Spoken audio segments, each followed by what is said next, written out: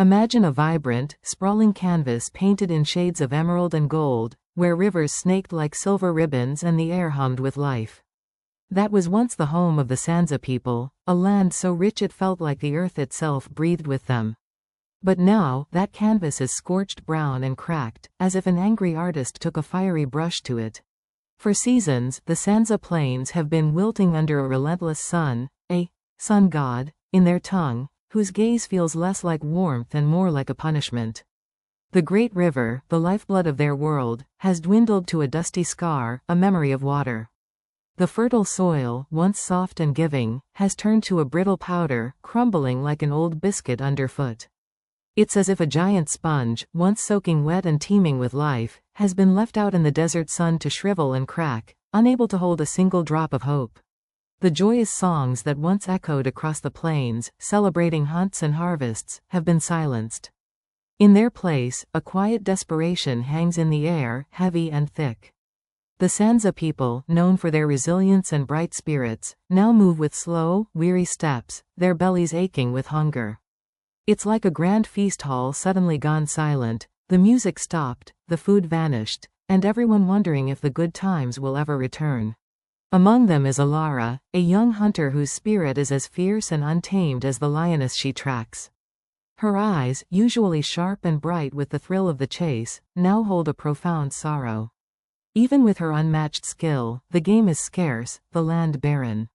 She carries a heavy heart, not just for the hunger of her people, but because she is haunted by vivid, recurring dreams. These aren't just ordinary night visions, they're like a persistent, urgent message, a song stuck in her mind that she knows holds a vital secret. In these dreams, she sees a hidden valley, an emerald oasis shrouded in cool mist, glowing with a life the Sansa haven't known in ages. And in that valley, she hears echoing whispers, the soft, insistent voices of forgotten ancestors calling her name. It's like a distant bell ringing, faint but clear, telling her to listen, to remember. The elders, wise with seasons of knowledge etched onto their faces, speak of a grave imbalance. They believe the harmony between the Sansa and the land has been broken, a pact shattered. It's not just bad weather, they say, it's as if they've forgotten to tend to a vital friendship. If you keep taking from a friend without giving back, or you break a solemn promise, that friend might just turn their back on you. And the spirits of the land, they fear, have done just that, leaving the Sansa facing starvation and an encroaching despair that threatens to swallow them whole. The air was thick with the scent of burning herbs and ancient wood smoke, clinging to the silence that had fallen over the village. Beneath the sprawling, knotty branches of the great baobab tree, a silent witness to countless generations, Shaman Juma began his desperate ritual. His face, a road map of wrinkles carved by sun and time, was etched with a mixture of profound worry and intense concentration. This wasn't a ceremony of joy or celebration, it was a plea, a last hope against the relentless thirst that was slowly choking their land. Juma's eyes, usually twinkling with stories, were now clouded, staring into a flickering fire that seemed to hold more than just flames. He chanted softly, a guttural hum that vibrated through the ground, connecting him to something far older than himself. As the trance deepened, the whispers began. Not sounds you hear with your ears, but feelings and images flashing through his mind, like watching a very old, grainy film. And what he saw confirmed Alara's unsettling dreams. It wasn't just a child's wild imagination, her spirit was indeed being touched by something profound. The vision spoke of the guardians of Lumina. Imagine your favorite old stories about heroes, those brave souls who protected everything good. Well, the Guardians were like that, but real, from a time so long ago they'd become almost mythical. People whispered their names around campfires, but no one truly believed they still existed. They were protectors of the heartspring, a fabled source of life. Think of it like the main tap for all the water, all the green plants, all the very life in their world, a powerful, magical well hidden deep within the treacherous, shadowed peaks. These peaks weren't just mountains, they were jagged, dark, and riddled with dangers, a place few dared to venture. The prophecy, delivered through these ancestral whispers, was chillingly clear. It foretold that when the land suffered its direst thirst, a thirst just like the one gripping them now, a spirit-chosen child would rise. This child wouldn't be alone. they'd be guided by those same ancestral whispers, like an inner GPS or quiet advice from wise old relatives, even if they weren't physically there. Their mission? To seek out the forgotten guardians of Lumina and rekindle the heartspring's flow, bringing life back to the parched earth. As Juma slowly emerged from his trance, his breath ragged, his gaze settled on Alara. All the signs pointed to her. Her dreams, the visions, the unusual spirit connection. Despite her youth, despite the overwhelming nature of the task, it was like asking a small, fledgling bird to fly across an entire ocean. It was unmistakably her. The weight of this revelation hung heavy in the air, a mixture of fear for the daunting journey ahead and a fragile, desperate hope that perhaps, just perhaps, this young girl held the key to their survival. The shaman's words hung in the air, heavy and thick, like the fog that often clung to the ancient peaks. Alara, usually as steady and sure-footed as a mountain goat, felt her knees go weak. It was like being handed a tiny, blunt spoon and told to dig a well through solid rock, an impossible task. She was brave, yes, but this was different. The shadowed peaks weren't just mountains, they were a place whispered about in hushed tones around campfires, a name that made even the bravest warriors shiver. People didn't go to the shadowed peaks, they avoided them. Legends painted a picture of a cursed land, home to shadowy, malevolent spirits that twisted minds and giant, snarling beasts that guarded hidden chasms. For generations, they'd been a forbidden zone, a place of nightmares. How could she, Alara, a simple huntress whose biggest challenge was tracking a deer through the forest, hope to achieve what countless others had only dreamed of, or more often, feared? Doubts swirled in her heart like a nest of angry bees. But then, she thought of her people. Their gaunt faces, the hollow coughs that echoed through the village, the growing desperation in their eyes. Their suffering was a physical weight on her shoulders, pressing down until she could barely breathe. And the dreams, oh, the dreams. For weeks, they'd been a chaotic swirl of ancient voices and fading images, like trying to catch mist in her hands. Now, however, the ancestral calls had intensified. They were no longer whispers but a growing rumble, and then, a clear, steady melody. It was like a blurry photograph slowly coming into perfect focus, showing her not just a destination, but a path. A dangerous path, yes, but a clear one. To help her navigate this impossible journey, the elders had chosen Kale. He was a seasoned tracker, his eyes as sharp as an eagle's and his sense of direction legendary. But Kale was also known for his resilience. He could outlast anyone, and his skepticism. He didn't believe in prophecies or ancient curses, he believed in what he could see, touch, and track. To him, this whole quest was pure folly, a desperate gamble based on old wives' tales. It was like trying to catch the wind in a net. Yet, his loyalty to his tribe ran deeper than any disbelief. It was as unshakable as the oldest oak tree, rooted deep in the earth. He would go because his people asked it, even if he thought it was a fool's errand. Beneath his gruff exterior, his constant sighs, and the way he often grumbled about idiotic quests, Kale harbored a deep, unspoken concern for Alara. She was young, spirited, and brave, but this journey was far beyond anything she'd ever faced. He might outwardly scoff at the spirits and curses, but he knew the mountains held real dangers, dangers that could easily swallow a person whole. His worry was like a tough shell protecting a soft interior. He'd never admit it, but he'd walk through fire to keep her safe. Their journey, it seemed, would be a bumpy one, guided by duty and shadowed by doubt. Their journey wasn't a leisurely stroll. It began with the baked earth of the savannah, a landscape that felt like an oven, stretching endlessly under a relentless sun. But soon, the ground began to ripple, then buckle, slowly rising towards the distant, hazy giants, the shadowed peaks. As they drew closer, the air itself changed.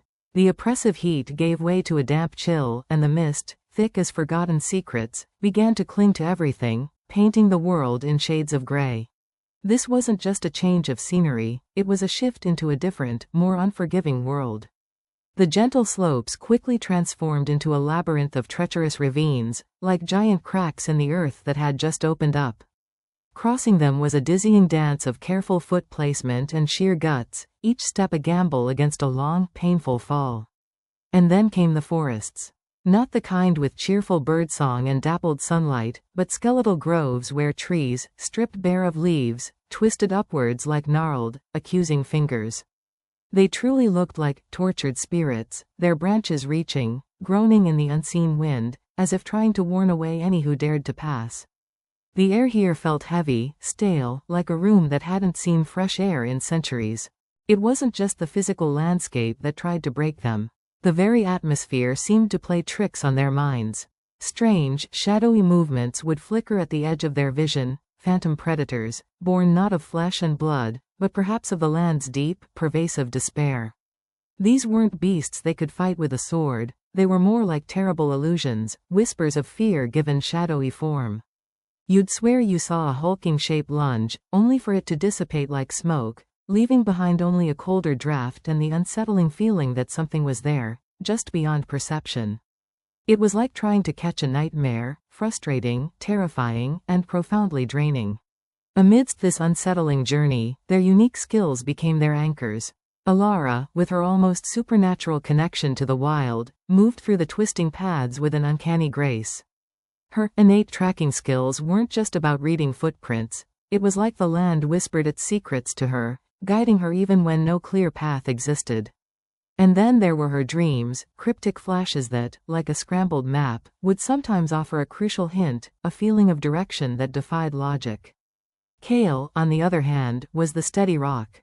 His experience and practical wisdom shone brightest when Alara's intuition was challenged by the brutal reality of their surroundings. He'd find the sturdy handholds on a crumbling cliff face, know which berries to avoid and which might offer a meager sustenance, and his sharp eye would often spot a danger before it fully materialized. He was like the anchor keeping a ship steady in a brewing storm, while Alara was the compass, pointing the way through the fog. Every step was a lesson in vigilance. The air was thick with an unspoken tension, suspense, so palpable you could almost taste it, metallic and cold. Every shadow was a potential threat, turning familiar shapes into monstrous silhouettes, while every silence wasn't peaceful, but a deepening mystery, holding its breath as if waiting for something terrible to happen. You could almost feel it, an unseen pressure, like a heavy cloak draped over the entire region. They weren't just traveling through a landscape, they were moving through a presence. This unseen force watching them felt ancient, yes, like the mountains themselves had eyes. But it also felt incredibly weary, as if burdened by millennia of sorrow and watching. It wasn't necessarily evil, but profoundly, deeply tired, and that weariness seeped into their very bones, making the journey not just physically taxing, but emotionally heavy. Imagine stepping into a place that feels ancient, almost like the world itself is holding its breath. That's exactly where Alara and Kale found themselves, deep within a forgotten canyon where the air hummed with an unseen energy. It wasn't just rocks and trees here, it felt like the very spirits of the land were testing them, watching their every move. These weren't ordinary obstacles, they were trials designed to challenge not just their strength, but their very souls. Their first great hurdle was the chasm of doubt. Picture this. A gaping maw in the earth, not just deep, but filled with a swirling, unsettling mist. As they peered into its depths, the mist began to shift, twisting into terrifying images, not just random fears, but their deepest, most personal anxieties. For Alara, the mist showed her beloved village engulfed in shadow, its people lost and calling out to her, blaming her for leaving. For Kale, it was the chilling image of failing Alara, of not being strong enough to protect her, seeing her face filled with disappointment. It was like a powerful current trying to pull them back, telling them their quest was foolish, that they weren't strong enough. It wasn't real, but it felt incredibly real, digging at their courage like tiny, sharp claws. Yet, despite the whispers of despair, Alara stood firm. Her faith wasn't a fragile thing, it was like a deeply rooted tree, unmoving even in a storm. She closed her eyes, took a deep breath, and reminded herself of her purpose, of the goodness she carried within. Kale, seeing the strain on her face, didn't hesitate. He didn't just stand by, he was her anchor. He spoke to her, not with grand words, but with simple, steady reassurance, reminding her of their shared strength, their shared dream. He was like the strong wall holding back the tide of her fears. Together, they pushed through the mental illusions, their combined resolve finally making the mist recede, revealing a stable, if narrow, path forward. Hardly had they caught their breath when they encountered the formidable stone sentinel. This wasn't just a big rock, it was an enormous, weathered rock formation that looked uncannily like a giant, ancient guardian, rooted to the earth for millennia. Its craggy face seemed to emanate a silent, ancient wisdom, and its presence blocked their way completely. It felt like it was asking something of them, but what? They tried reasoning, they tried strength, but nothing worked. It seemed to demand an offering, not of gold or power, but of something far more precious, true compassion. It was then, as they pondered what to do, that Alara noticed it, a small, injured forest creature, a fawn, whimpering softly in the undergrowth near the sentinel's base, its leg clearly broken. Without a moment's hesitation, Alara knelt, her quest momentarily forgotten. Her touch was gentle, her voice soft and soothing as she carefully tended to the little creature's wound, fashioning a makeshift splint from leaves and twigs. Kale watched, his own heart stirring.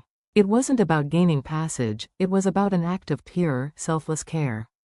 It was like watering a plant that desperately needs it, the action itself brings life. As Alara finished, a low, resonant rumble vibrated through the canyon. The ground beneath the stone sentinel shifted, and slowly, majestically, a hidden passage opened directly behind it, bathed in a soft, welcoming glow. With a mix of awe and renewed determination, they stepped into the newly revealed path. But the way ahead quickly became tangled and confusing, the dense foliage and winding trails making it nearly impossible to tell which direction to take. Just as doubt began to creep in again, a shimmering form materialized before them, the whispering serpent. This wasn't a creature of flesh and scale, but a spectral, emerald-green serpent, moving with liquid grace. It was the very same spirit animal that had appeared in Alara's deepest, most prophetic dreams, a creature of guidance and ancient magic. Its appearance was subtle, almost a mirage, but undeniable. Like a lighthouse beacon cutting through a thick fog, it appeared precisely when their path was most obscured, its ethereal body glowing faintly, seeming to ripple with unspoken wisdom. It didn't speak with words, but its silent, gliding movement was a clear invitation, an undeniable beckoning. Following its otherworldly light, Alara and Kale pressed onward, deeper into the unknown, mystical heart of the peaks, knowing they were on the precipice of something extraordinary. The serpent was their reluctant guide, its shimmering scales a beacon in the desolate landscape. Alara and Kale pushed on, their muscles aching, the air thick with dust and a quiet sense of desperation. The land here was a stark canvas of cracked earth and skeletal trees, as if life itself had been slowly drained away. But the serpent, with a purposeful flick of its tail, led them not to a ruin, but to something far more extraordinary.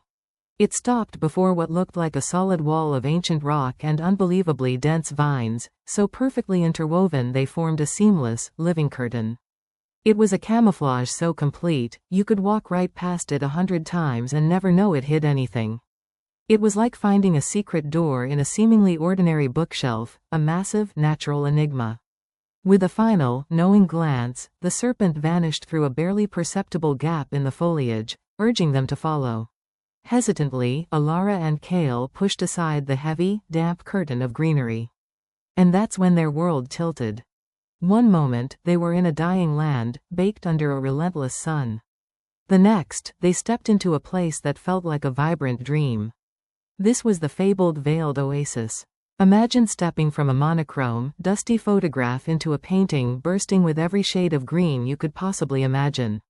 It was a sudden, breathtaking explosion of life. Giant, emerald ferns unfurled, their fronds glistening with dew. Exotic flowers bloomed in riotous colors, releasing a sweet, intoxicating perfume. The air, once dry and hot, was now cool, damp, and alive with the buzzing of unseen insects and the melodic chirping of birds. Sunlight dappled through a canopy of trees so lush, it felt like the sky itself was filtering through a jade-colored stained glass window. It truly pulsed with life, a vibrant heart beating in the wilderness, so utterly unexpected it stole their breath away. But the wonder of the oasis was soon tinged with a different kind of discovery.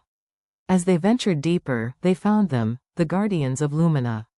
Not the towering, legendary warriors they might have envisioned, clad in shining armor and radiating strength. No, these were just a handful of people, a small, isolated tribe, their numbers tragically dwindled. They moved with a quiet weariness that was almost palpable, like people carrying a burden too heavy for their shoulders. Their clothes were simple, made from natural fibers, and their faces were etched with deep lines, not just from age, but from a profound sorrow and responsibility. These were the last descendants of the ancient protectors, living in self-imposed exile, their sole purpose to guard the now faltering heartspring. They led Alara and Kale to it, a shimmering pool nestled within a grotto, its waters glowing with a soft, ethereal light. It was beautiful, yes, but also heartbreakingly diminished. Its legendary vigor, once said to surge with immense power, was now just a whisper. The waters still flowed, a steady stream, but it was a mere trickle, like a once mighty river reduced to a gentle sigh. It barely murmured, a shadow of its former self, its weakening pulse mirroring the dwindling hope and the profound weariness of the guardians who watched over it. The very lifeblood of their world was fading, and with it, the strength of its protectors. Nyala, the wise elder of Lumina, gathered the people around the flickering firelight, her eyes, usually twinkling with gentle humor, now held the deep sorrow of centuries. Her voice, though soft, carried the weight of a story that touched every soul present. "My children," she began, "the drought that grips our land is not merely a cruel twist of fate. It is a mirror, reflecting a truth we have forgotten." She spoke of a time long, long ago, when the world felt younger and the veil between humans and the spirits of the land was thin. Our ancestors, she explained, didn't just live on this land, they lived with it. They forged a sacred promise, a deep pact, with the very essence of this valley and the powerful spirits that resided here. "Think of it like a solemn agreement between two trusted friends," Nyala urged, her gaze sweeping across the faces listening intently. "Our ancestors promised to be the devoted guardians of the heartspring, this miraculous fount of life at the heart of our valley. They would protect it, honor the spirits, and ensure its purity. And in return," she continued, "the spirits promised that the heartspring's waters would flow endlessly, nurturing not just our village, but the entire region, spreading life and abundance far beyond our borders." It was like the land's own beating heart, pumping vitality into every stream, every plant, every creature. For generations, this pact held true. The Lumina thrived, connected deeply to their land and its unseen guardians. But as the outside world spun faster, growing distant and forgetting the quiet magic of places like theirs, a subtle shift began. People beyond their valley ceased to remember the Lumina, their existence, or the sacred heartspring. And that forgetting, Nyala's voice dropped to a whisper, it wasn't just out there. It started to seep in, right here, among us. As the world forgot us, we, too, began to lose our way. Our faith, once a roaring fire, dwindled to a flickering ember. Our rituals, those ancient dances and songs meant to honor the spirits, became less about heartfelt devotion and more like empty motions. We lost our deep connection to the wider land, to the very spirits we had vowed to serve. She paused, letting the silence emphasize her next words. "Imagine the heartspring isn't just a physical spring, but a living entity, its power fueled by our collective belief, our genuine honor, our reciprocal love for this land. When we believed, when we honored, its waters surged with life. But as our faith wavered, as our promise grew faint, that heart began to falter. Its power, once so vibrant, has waned, mirroring our forgotten commitment." Nyala looked at the dry, dusty ground, then back at her people. "The drought we face now is not just a curse from some distant, angry god. No, my children. This is the land itself crying out. It's like a beloved child who feels neglected, whose cries for attention have gone unanswered for too long. The parched earth, the dying crops, it's a desperate plea, yearning for the renewal of those ancient bonds, for us to remember who we are, and the sacred promise we once made." Okay, let's dive into that powerful moment, making it as clear and engaging as possible. The air in the cavern hung heavy with a mixture of hope and trepidation as Nyala, her eyes gleaming with ancient wisdom, began to explain. "Our heartspring," she murmured, gesturing to the still, dull waters, "is not just a pool, it's the very beating heart of our world. And right now, it's exhausted, barely fluttering. To bring it back to life, she revealed, they needed something extraordinary, the ritual of reconnection. Think of it like this, Nyala explained, looking around at the gathered faces. If the heart spring is an ancient, intricate clock that has stopped, the ritual isn't just winding it up. It's a complete, loving restoration, a spiritual jumpstart from the deepest parts of our being. But such a profound act required a very special catalyst, a heart's offering. This wasn't about giving up something physical. Instead, it demanded an act of truly profound self-sacrifice and unwavering faith from a spirit-chosen individual. This person, Nyala clarified, would need to pour their entire inner self, their memories, their purest intentions, their very essence, into the heartspring. And crucially, this deeply personal offering had to be combined with the collective spiritual energy of both tribes, united as one. Imagine many small streams, all flowing together, Nyala said, joining to create a powerful river. That river is our combined hope and belief, ready to nourish the parched land. A hush fell over the cavern. Who could bear such a burden? Who was spirit chosen? But for Alara, the answer wasn't a question, it was a revelation. All the fragmented visions, the strange connection she felt to the whispers in the ancient trees, the undeniable pull towards this sacred place, it all clicked into place. This was why she was here. This was her purpose, clear as the mountain air. With a quiet, steady resolve that belied the tremor in her heart, Alara stepped forward. I will do it, she declared, her voice ringing with the weight of destiny. The ritual began at the very edge of the heartspring, in a chamber now bathed in the soft, pulsating glow of bioluminescent moss. It wasn't just a physical space, it felt like a sacred crucible, buzzing with hushed anticipation. The two tribes, once divided, now stood side by side, their hands linked, their voices murmuring ancient chants that resonated deep within the rock. Their collective energy, like a warm, protective blanket, enveloped Alara as she knelt at the water's edge, placing her hands gently into the faint ripples. With the guidance of the elders, Alara closed her eyes and began her profound inner journey. It wasn't like simply remembering a story, it was like diving headfirst into a swirling kaleidoscope of her entire life.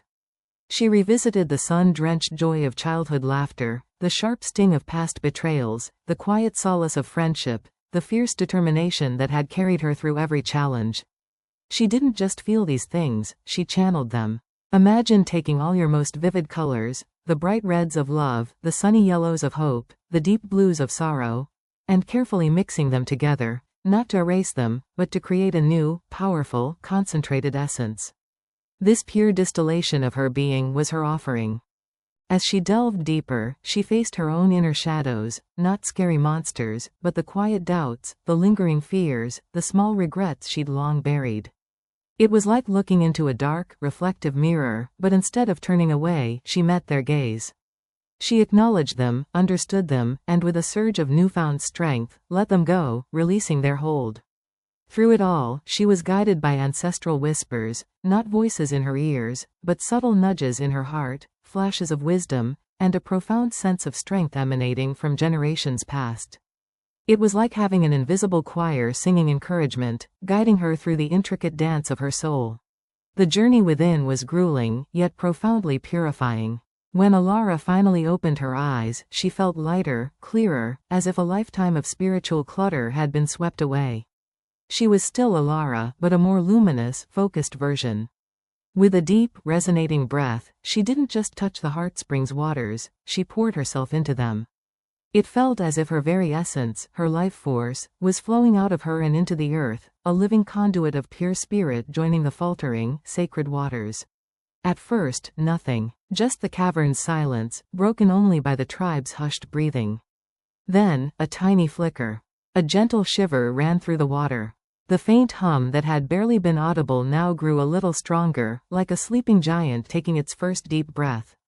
Slowly, miraculously, the heartspring began to surge. It was like watching a wilted flower slowly unfurl its petals, gaining vibrant color and life before your very eyes. The dull gray of the water started to shimmer with an inner light, transforming into a vibrant, ethereal blue. The gentle hum, once a whisper, swelled into a powerful, resonating song of rejuvenation. It wasn't just sound, it was vibration, a deep warmth that spread through the cavern, through the very ground beneath their feet, and into the hearts of everyone present. It was the unmistakable sound of life returning, the magnificent heartbeat of their world reborn, strong and true. Tears streamed down faces, not of sorrow, but of profound relief and overwhelming wonder. The heartspring lived. The heartspring, once a dwindling whisper, now thrummed with a vibrant, powerful pulse. Imagine a giant, ancient clock, wound tight and ticking with renewed vigor, sending ripples of life-giving energy far and wide. It wasn't just a physical change, it was a feeling, a warmth that spread through the very air, carrying with it a scent of damp earth and blooming possibilities. Alara and Kale, standing before the Lumina, felt this energy resonate within them. They weren't the same people who had ventured into the unknown. Alara, once driven by desperation, now carried the quiet strength of understanding. Kale, always observant, now held a deep wisdom etched into his eyes. They had walked through shadows and emerged into light, carrying not just the promise of the heartspring, but a profound connection to the ancient Lumina. Their farewell was heartfelt, a solemn promise to bridge the vast, silent chasm between their forgotten Sansa world and the Lumina's mystical realm. "We will remember," Alara vowed, her voice steady. "We will teach our people to remember." Their journey back was filled with a new kind of anticipation. The air felt heavy, pregnant with expectation. The scorched earth beneath their feet seemed to hold its breath. Then, it happened. A single, tentative plink on a dry leaf. Then another. And another. Each drop was like a secret whispered, a tiny cheer from the heavens. Soon, the whispers turned into a murmur, and the murmur into a roar. The sky, which had been a relentless, mocking blue for so long, opened up like a giant faucet. Rain. Real, glorious rain.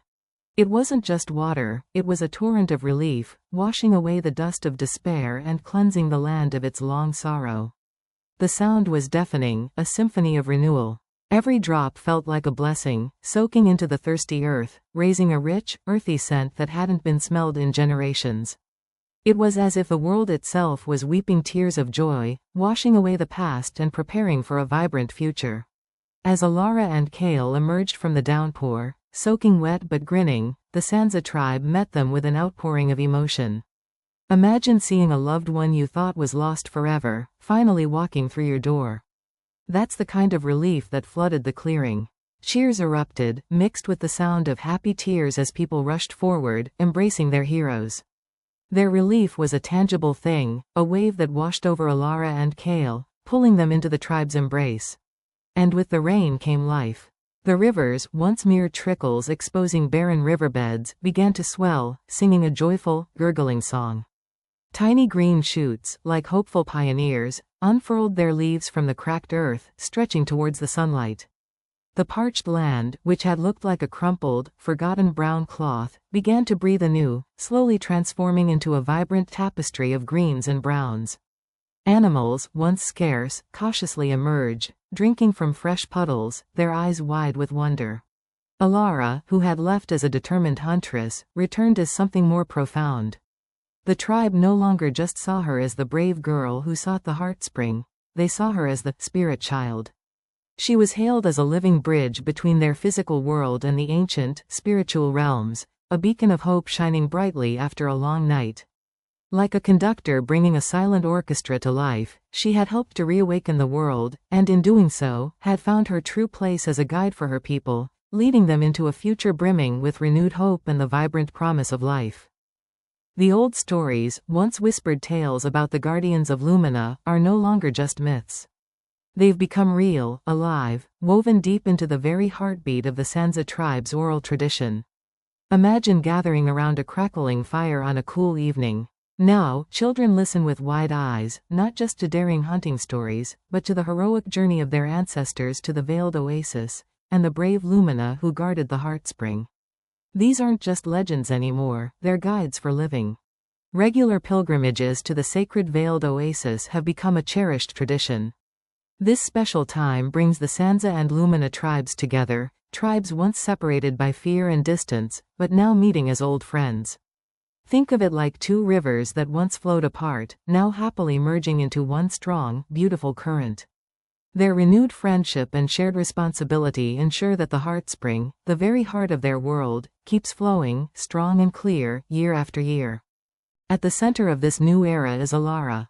She grew into a leader unlike any other, a wise shaman, deeply attuned to the spirits of the land, and a skilled huntress, intimately familiar with its every whisper. But more than that, she became a profound teacher, a living example of the lessons she learned on her incredible journey. She taught her people that everything is connected, like the vast, intricate root system of an ancient forest where every tree, every plant, every tiny creature relies on all the others to thrive. If one part suffers, the entire forest feels it. Alara gently reminded them that honoring their ancestral pacts wasn't just about old promises, it was about respecting the strong foundations laid by those who came before them, just as you'd respect the sturdy walls of a house built by your grandparents. Forgetting the wisdom of the past, she warned, was like trying to navigate a wild, unknown land without a map. You'd surely lose your way and invite danger. The terrible drought, that cruel period of empty rivers and parched earth, had been a harsh, unforgettable teacher. It showed them that true prosperity and lasting happiness don't come from trying to conquer others or hoarding power, but from humility, a deep respect for Mother Nature's delicate balance, and the unbreakable strength of their community. It proved that a single thread is easily snapped, but many threads woven together create an unbreakable rope. The towering shadowed peaks, once a symbol of mystery and fear, are now seen differently. They stand as silent guardians of a sacred promise, a majestic reminder of the unity forged between two peoples. And the Lumina, though they choose to remain hidden from everyday sight, are never, ever forgotten. Their spirit, their wisdom, and their connection to the heartspring are alive in every story, every pilgrimage, and every beating heart of the Sansa tribe. The legacy of Lumina isn't just a chapter in their past, it's the guiding star for their future, ensuring wisdom and connection flourish for generations to come.